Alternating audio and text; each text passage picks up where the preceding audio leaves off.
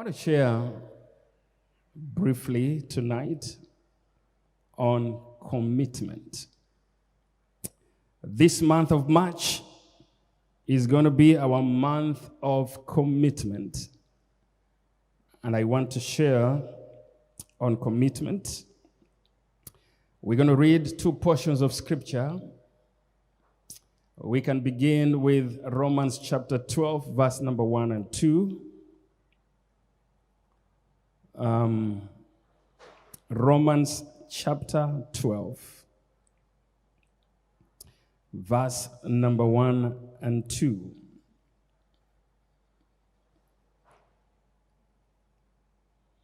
Are we there? Okay. The Bible says, I beseech you therefore, brethren, by the mercies of God, that you present your bodies a living sacrifice, holy, acceptable to God, which is your reasonable service. And do not be conformed to this world, but be transformed by the renewing of your mind, that you may prove what is that good and acceptable and perfect will of God. Then I want us to read Matthew chapter 16. Matthew 16, 24, 25, and 26. The Bible says, Then Jesus said to his disciples, If anyone desires to come after me, let him deny himself and take up his cross and follow me. For whoever desires to save his life will lose it. But whoever loses his life for my sake will find it.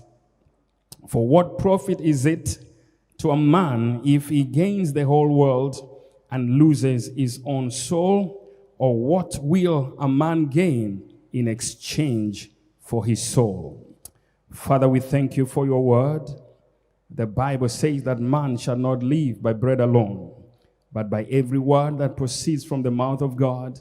We pray that this word will be bread for us now, that we may live in Jesus' mighty name. Amen. Discipleship is commitment. You can never be a disciple of Jesus without commitment. But unfortunately, we are living at a time when the new disciples are disciples without commitment. No wonder we are living in a time when most nations, especially in the continent of Africa, have so many Christians, many churches, but very little impact. If 120 people filled with the Holy Ghost turned their then world upside down for Jesus, how is it that we have thousands upon thousands of Christians and we cannot feel the impact in the times that we are living in? How is it that we can have 3 children out of 5 in a family born again, but there is no impact in that family? How is it that a village can produce pastors, and yet the village is still impacted with alcohol and all other vices?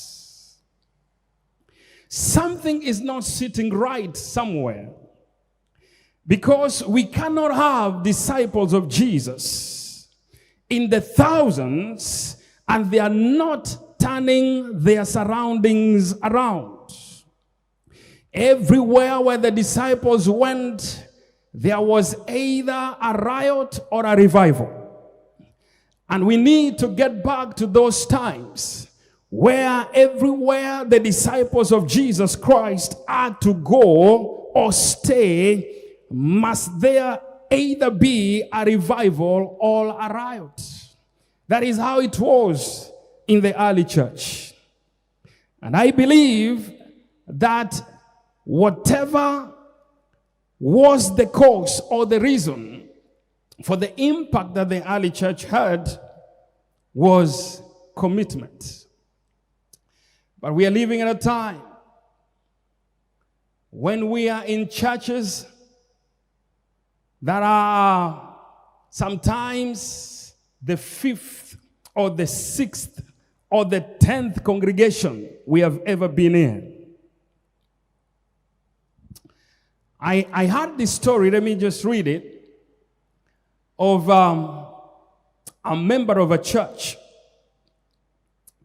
that, the first time you meet him, is attending services at the First Church of Christ. But then he leaves this church because the people there are too formal. They are too serious. They are wearing jackets and ties, and that is not his thing. So he leaves the church. And now he begins to attend the Grace Church. In the Grace Church, he goes because the choir is great. So he sits at the Grace Church, but before too long, he's gone to the Happy Christian Worship Center. Because in the Happy Worship Christian Center, the community or the congregation is his class. But before too long, he leaves the Happy Christian Worship Center and he goes to the community church because of their great Bible teaching. After that, he leaves the community church and now he's attending the New Hope Church because the youth program is great for his teenage kids. Now you ask yourself, if this is going to be the lifestyle of this person, when is he going to settle down and begin to serve and begin to accomplish what God has called him to accomplish? When is he going to settle down and become a disciple of Jesus Christ, impacting the community that God has placed him in? But that is where we are today, that we have people, they only wait for the slightest mistake, slightest thing, and that they are not happy with, and they leave the congregation looking for another congregation. I am here to tell you that if you're going to be the disciple of Jesus, then you're going to have to develop commitment, because discipleship is commitment. Without commitment, you are not a disciple of Jesus Christ. Praise the name of the Lord. So why are so many Christians not having impact in the time that we are living in today? Why is it that we have this big number of people, calling themselves Christians? Right now in this county of Mombasa, statistics have been done that Christians, and this means believers and non-believers, those who call themselves Christians, they are not Muslims, they are not Hindus, they are not any other thing, but if they are to fill a form, which religion they will feel Christian, we are being told that we are right now 65% in this county of Mombasa. Now, if we have 65% of Christians in the county of Mombasa, how is it that out of the 6 constituencies in this county, there is no MP that is a Christian? Where is the impact even in the political arena in this county of Mombasa?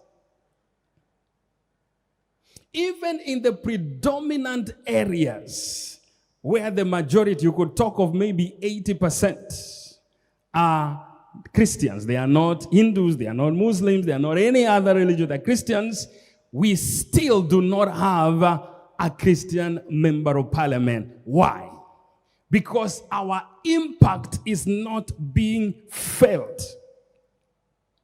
And I've come to speak to us today and say, time has come that the disciples of Jesus Christ must bite the bullet and tell themselves, it is time to commit. It is time to commit to this thing called Christianity. It is time to commit to follow this Christ. Praise the name of the Lord. Because without commitment, we will follow. We will go to church. We will sing. We will pray. We will hear sermons. But we are not going to translate what we are receiving from church to the community that we live in. Without commitment, there will be no turnaround or no change. It is time that those of us who are calling ourselves Christians, we must get to the place where we are committed. Now, maybe the reason, because we can have many reasons. If I was to give a mic to go around, I know we are going to have several reasons as to why we have no impact.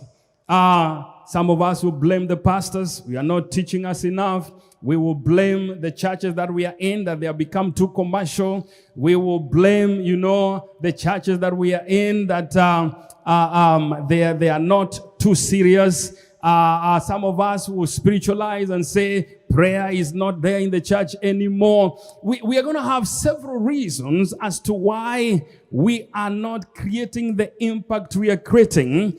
But I've come to tell us this evening that as for me, I believe this thing can be reduced to just 2 words. Most people that are in the church today made a decision to follow Christ. But they did not make a commitment to follow Christ.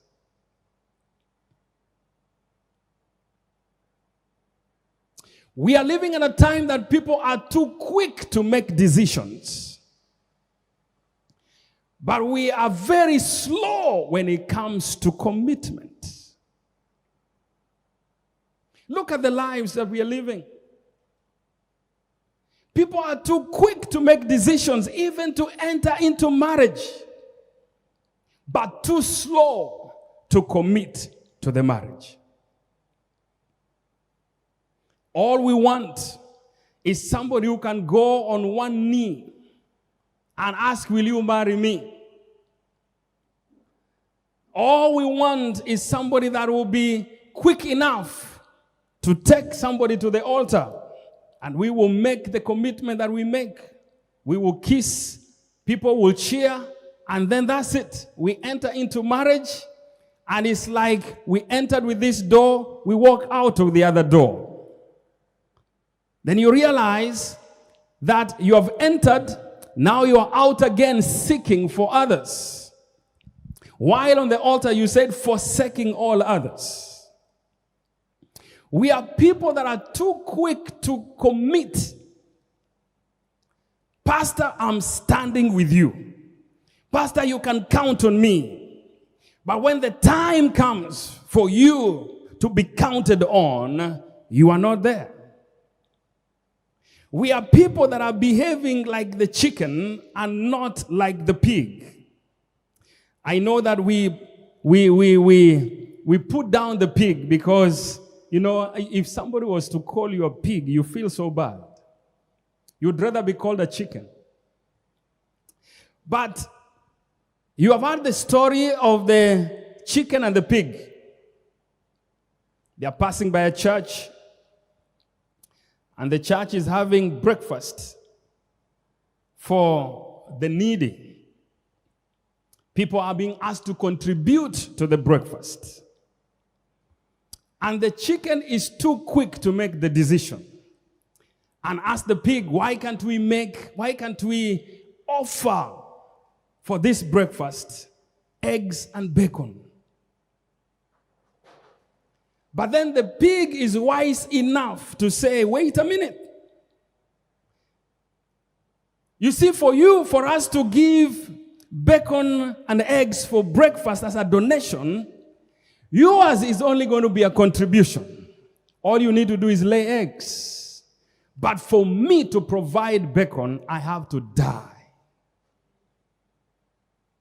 So we are having so many chickens in the church. Too quick to commit because they are ready to offer a contribution, but they are not ready to lay down their lives. And the Bible says, Jesus himself speaking, if anyone desires to come after me, anyone desires to be my disciple, he must deny himself first. Take up his cross and follow me. Praise the name of the Lord. He must deny himself, take up his cross, and follow me. Now, there are people that are ready to contribute to this thing called Christianity, but they are not ready to lay down their lives for Christianity. There's a difference between, contributing. There's a difference between making a decision and making a commitment. I think we must get to the next level. Yes, we begin with making the decision to follow Christ, but we must get to the next level where we are committed to follow this Christ. Because if you're going to end up with decisions, that is why today we decide like this, tomorrow we have changed our decision, and we are following and doing other things. I believe that God needs to visit the church in Kenya. God needs to deal with the church in Kenya so that we can be able to begin to have an impact in this nation. Because we have too many people that have made a decision for Christ, but they are not ready to commit for Christ. Praise the name of the Lord. So the same way we have churches everywhere with no impact is the same way we have political parties everywhere with no impact. We look at our politics. We look at the way of governance in this nation. Every election time, you have briefcase political parties. People that are working with nomination certificates in their briefcases. You know, you are in a political party that is strong. You don't get the nomination. They are willing. They sign them on the roadside. They are signing for you nomination papers to vie. Why? Because the political party was basically made, for that particular time to get the money, to make money, to negotiate for things. But that could be a reflection of where we are as a church. We also have briefcase churches. We have people that will just spring up a church somewhere. And they spring up a church somewhere not because they have a calling, but because there's something they want to get. If we are going to change the narratives of our governance, of our politics in this nation, we must first get back to ourselves. We must look inward and begin to change the narrative of churches in the nation. Praise the name of the Lord. We cannot have briefcase churches and then complain about briefcase political parties. It can never happen. We must fix what is wrong within us. Then we can be able to fix what is wrong without us. Hallelujah. And that is only going to happen if we are going to have disciples of Christ and not just churchgoers. That is going to happen if we are going to have people that are committed to Christ, not people that have just made a decision for Christ. I pray that God will help us to come to that point in our Christian walk with God so that we can be able to begin to impact our homes. Let there be a change because you got born again in a family where your father and mother know nothing about church, know nothing about, following Jesus. But because there is a man, there is a son, or there is a daughter that has given their life to Jesus, that daughter begins to bring light in that family. They begin to bring a change in that family. They begin to turn the family upside down. That is going to happen if you will come from decision to commitment. Praise the name of the Lord. Hallelujah. We cannot remain on one spot just singing songs, just being happy that we are in a church. All we do is look at what is not right. The choir is not singing right. The teaching is not coming the way it's supposed to come. The pastor is not as anointed as they are supposed to be. There is no prophecy and word of knowledge that is coming, popping up like popcorns. And so we jump from here to go look for those things. We can never create impact with that kind of a lifestyle. Praise the name of the Lord. The church is not meant to entertain disciples. The church is meant to equip disciples. And a disciple that is looking for, a Christian who is looking for entertainment in church is not a disciple of Christ. A disciple of Christ goes to church for equipping. After the equipping, they go out there to evangelize sinners. Praise the name of the Lord. So the church has 3 mandates. The church 3 main missions is to exalt Christ. Hallelujah. The church is to exalt Christ. The church exists to equip the saints, and the church exists to evangelize the sinners. Praise the name of the Lord. But that is only going to happen if there is going to be commitment in the church. Then we shall be committed to exalt Christ and not man. And then we shall be committed to equip the saints and not entertain the saints.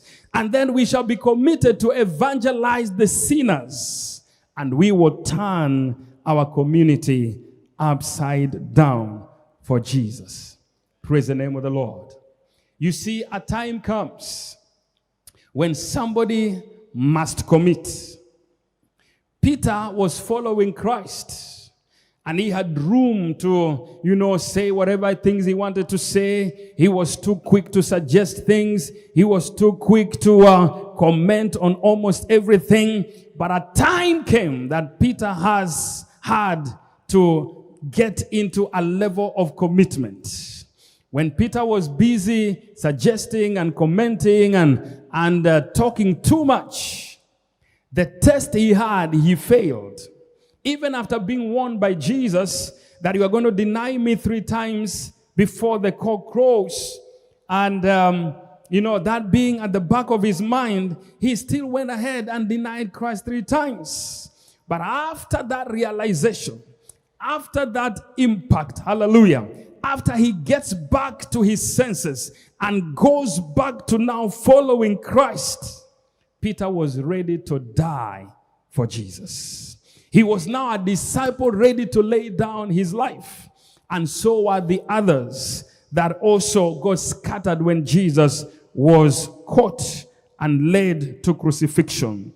I believe that a time must come in your life. And I don't know how it is going to come, but that time ought to come. It ought to come where you have gone from the level of decision to the level of commitment. I don't know how it's going to come, when it is going to come, but it must come. Where you stop talking too much. You stop commenting too much on sermons and worship. You stop commenting too much on that prophet and that church and that believer. You stop talking too much about who is not wearing properly, who is not dressed right in church, who is not smart, and who is not singing, and who is not praying, to the place where now you look inward and you begin to commit for Christ. Praise the name of the Lord. If you get to the place where you are committed for Jesus, you will have no room to criticize and comment of what is going on, what the other person is doing, what the church is not doing, what the pastor is not doing. There will be no room. Disciples that are committed for Christ have no room to entertain gossip. But those who are not committed, those who have just made a decision, they have room to listen to rumors and spread the same and criticize and pull down and look for dresses and look for hairstyles and look for those who are yawning in church instead of praising. But those who are committed, they have no time to see that, because all they see is Jesus lifted up. Hallelujah. That is what we need to come to. Commit to following Christ. They say that when the pilot is taxiing the plane to get the plane to a place where the plane will now fly, the pilot will taxi the plane, bring the plane to the runway, and begin to rev the engine of that plane, and then engage the plane to a speed that is going to propel this plane to fly. We are told that when the plane reaches the point of flying, the pilot has no choice but to fly the plane. If he chooses not to, disaster will happen. The plane will crash. And for disciples of Jesus Christ, we must also get to the place where we have been taxing on this runway called Christianity, but we need to get to the place where we have revved the engine and now we are ready to fly. We get to a place where if we don't fly, if we don't create impact, if we don't change lives, if our life does not impact, a disaster occurs. Praise the name of the Lord. We have so many people that are taxing the runway of Christianity. They are revving the engine, but they are not bringing themselves to the point of flying. So these are the type of people, they have been taxing their plane, their Christian, their discipleship plane. You know, they are in church. They are planning to get committed. They mean to get committed. They want to get committed. They are trying to get committed. They are aiming at one time to get committed. They are hoping that a time will come when they will get committed, but they never get committed. All they're doing is taxing the runway of discipleship. No wonder we have tragedy after tragedy in the church today. Somebody that you saw so committed, you look at them a few years and they are not there. They are not committed anymore. They are not serving anymore. Somebody was so faithful in church. Now all they want is to be a backbencher, sit and just do nothing in church. And they feel that is all they have to offer the church. I have come to challenge us today that we must get to a level of commitment if this Christianity we are talking about is going to impact people around us. Praise the name of the Lord. Now in Romans chapter 12, verse number 1 and 2, where we have read this evening, the Apostle Paul talks to us. He talks to the church and he talks about commitment. But Apostle Paul is saying, I beseech you therefore, brethren, by the mercies of God, that you present your bodies a living sacrifice, holy, acceptable to God, which is your reasonable service. There is no way There is no way that you will do what the Apostle Paul is suggesting and remain as a disciple who has just made a decision. Once you have offered your body as a living sacrifice, holy, and it is acceptable to God, I can assure you, your life will never remain at the same level, will never remain impactless. Your life must now impact the people around you. Because you see, a sacrifice was never offered halfly. Every sacrifice was offered in whole, complete. So when you are offering yourself as a living sacrifice, we are talking about offering yourself totally and completely. It is your mind, it is your soul, it is your body, it is your spirit. You cannot be a sacrifice. There is nowhere in the Bible where you have a sacrifice where only the head was offered and the body was kept, or the legs were offered and the body was kept, or the body was offered and the legs and the head were kept to be offered another time. Every time a sacrifice was offered on the altar, it was complete, total. And for us to be a living sacrifice, it must be complete and total. We cannot come to church and we have given our heart, but we keep our body for another day. We cannot offer ourselves as a sacrifice where we have offered our spirit, but our soul and our body is waiting for another day. When it is a sacrifice, it must be complete. It must be total. Body, soul, and spirit. But that calls for commitment. It calls for commitment. Praise the name of the Lord. Now, Paul is not using a commanding word. He says, I beseech you. Now, when you are beseeching somebody, they have a choice. They can either agree or disagree. They can come in or stay out. They can come with you or decide to go with somebody else. So Paul is presenting us with a choice, just like Jesus is presenting us with a choice. In Matthew chapter 16, Jesus is saying, if you want to be my disciple, you are going to have to deny yourself. It's a choice. You can choose to deny yourself, or you can choose to, feel so sugary about yourself. It's a choice you make. You can choose to pick up your cross, or you can choose not to. It's a choice. When it comes to discipleship, it is a commitment of choice. You are not forced to be a disciple, but when you enter, when you say you want to be a disciple, you must make up your mind to deny yourself, pick up that cross and follow Jesus. Or you must make up your mind to offer yourself as a living sacrifice in total. And then, holy. Live your life holy, acceptable before the Lord. Praise the name of the Lord. He doesn't say, I am commanding you. He says, I beseech you.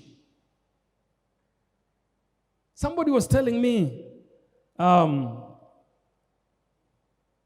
that he was talking to, these are two pastors that were discussing, and he says, how come that when Nigerians come to start a church in Kenya, it seems like the Kenyans are too loyal, too committed. They will do anything the Nigerian pastor tells them to do. And he says, what is the problem? Is it a case of a prophet not being honored in his home? What is the issue? And the Nigerian pastor told this Kenyan pastor that the difference between us and you, us, we don't bembeleza Christians. We command. And that is why you find believers. Have you seen believers that are worshiping under a Nigerian pastor? Even the way they greet the pastor. If it is ladies, it is always, yes, sir. Yes, sir. Praise the Lord, sir. When they come to a Kenyan pastor, hi, Pasi. No respect, right? Because we are not commanding.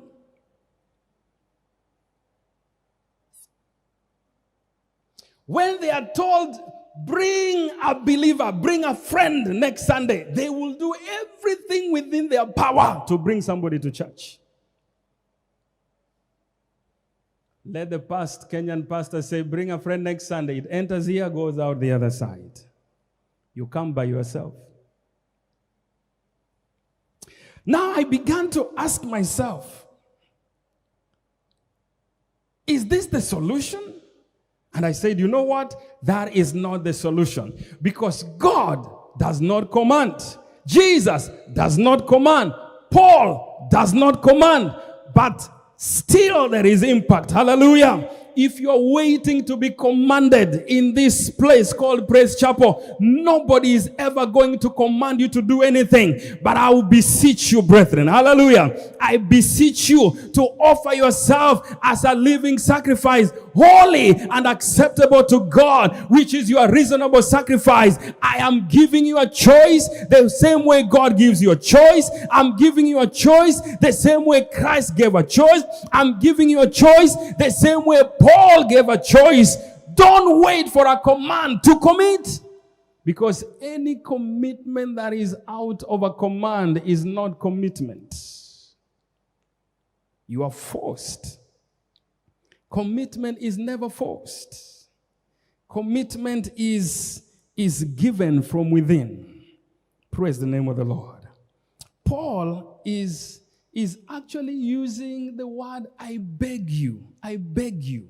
Beseeching is, I beg you. I plead with you. And if there is anybody who had the power to command, it would have been Paul. Paul would have commanded. But Paul did not command. Jesus would have commanded, but Jesus did not command anybody. He gave a choice. You are here to decide whether you are going to commit or you are going to remain at the level you are in.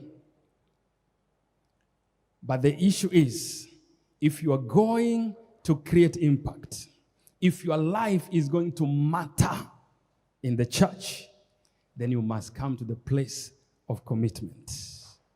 I think we have come to the place where instead of being so excited about Black Lives Matter, we must come to the church where we are going to say, discipleship matters.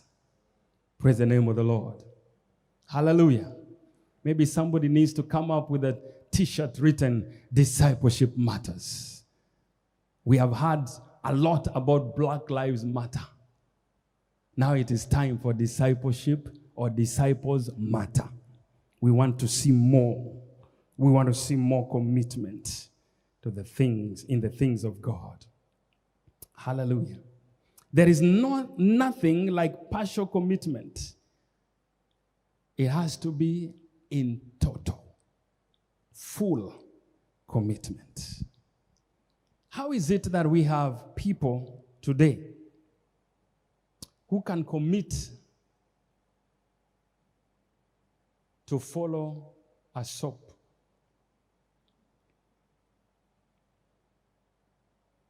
Literally run home to watch a program and neglect the things of God. I'm not saying there's anything wrong to be entertained. But the same way you run to that, can you also run to the things of God? If you can run to watch a soap and you can run to come to church on time, I have no problem.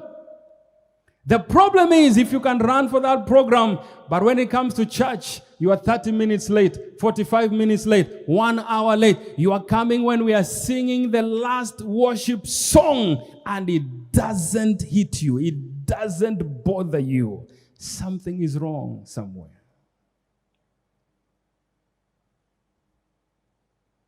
Praise the name of the Lord. For those of us who love sports, we love watching football. How is it that you can talk for 1 hour about your team? You can actually get offended and get mad when somebody is putting down the team you support, but you never bother about this thing called the Church of Christ. And you are a believer. Hallelujah.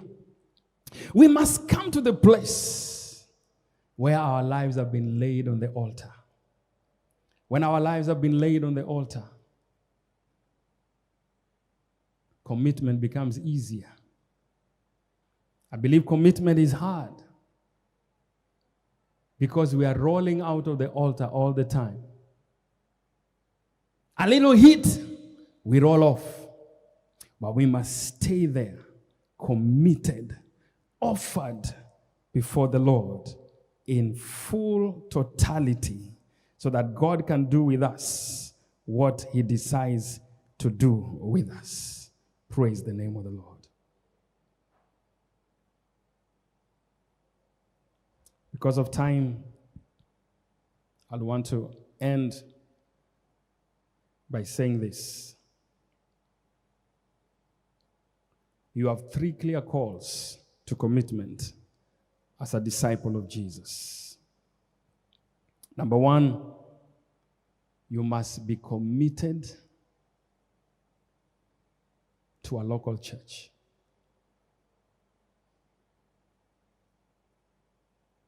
If you are not fitting in Praise Chapel, find a church and commit, because it is crucial for you as a disciple.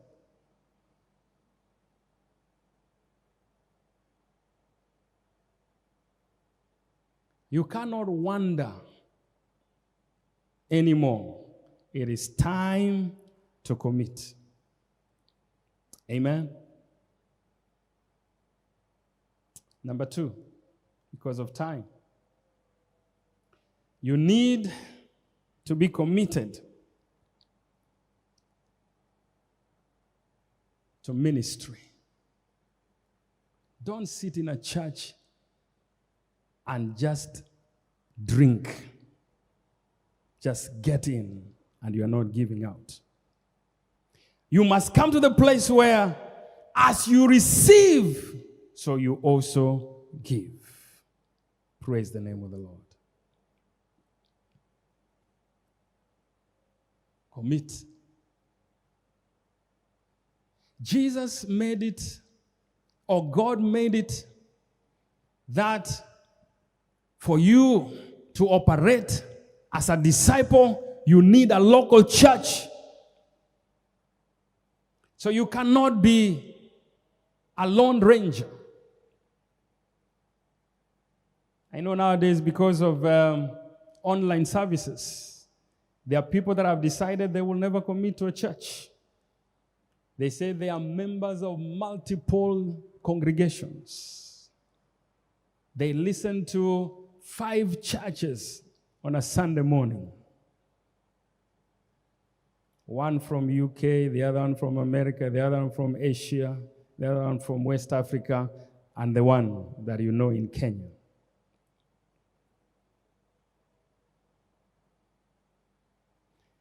And because you are now a follower of 5 congregations, you wonder, where do I tithe? Where do I commit? So you have given yourself a good excuse as to why you cannot commit to serve.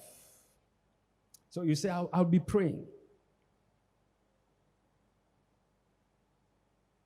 But the Bible is clear in Hebrews 10, 24 and 25.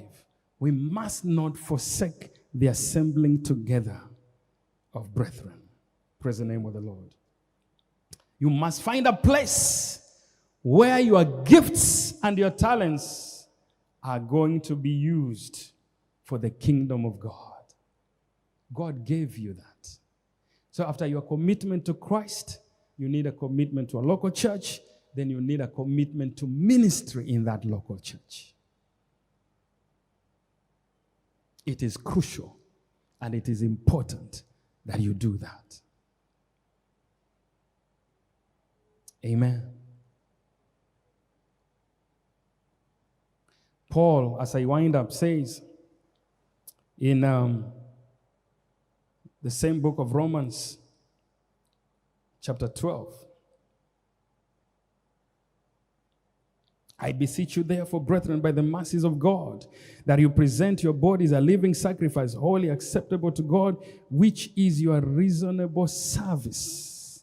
And do not be conformed to this world, but be transformed by the renewing of your mind, that you may prove what is that good and acceptable and perfect will of God. Praise the name of the Lord. Perfect will of God.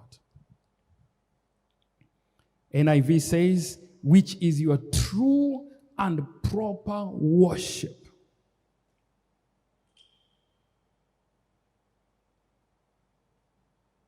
I beseech you, by the mercies of God. In other words, out of the mercies of God, I now call upon you to present yourself holy. Hallelujah.